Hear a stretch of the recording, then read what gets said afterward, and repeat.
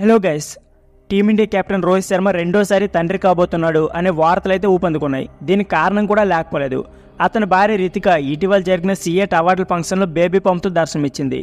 అందుకు సంబంధించిన వీడియోలు మరియు ఫోటోలు నెట్టింట వైరల్ అవుతున్నాయి. ఈ వీడియో చూసిన నెటిజన్లు జూనియర్ ఇట్వెన్ త్వరలో వచ్చేస్తున్నాడు అనే కామెంట్లు అయితే చేస్తున్నారు.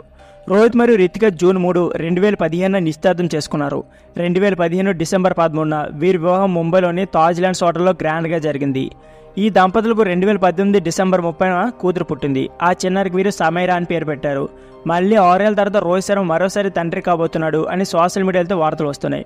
ప్రస్తుతం రోహిత్ శర్మ ఖాళీగా ఉన్నారు. శ్రీలంకతో వన్డే సిరీస్ ముగిసిన తర్వాత దాదాపు 6 వారాల పాటు రెస్ట్ లభించింది. ఈ సిరీస్లో హిట్మ్యాన్ అద్భుత ప్రదర్శన చేసినా కూడా భారత్ 0-2 తేడాతో ఓడిపోయింది. ఇటీవల సిఎట్ అవార్డుల ఫంక్షన్లో మాట్లాడుతూ సందడి చేశారు.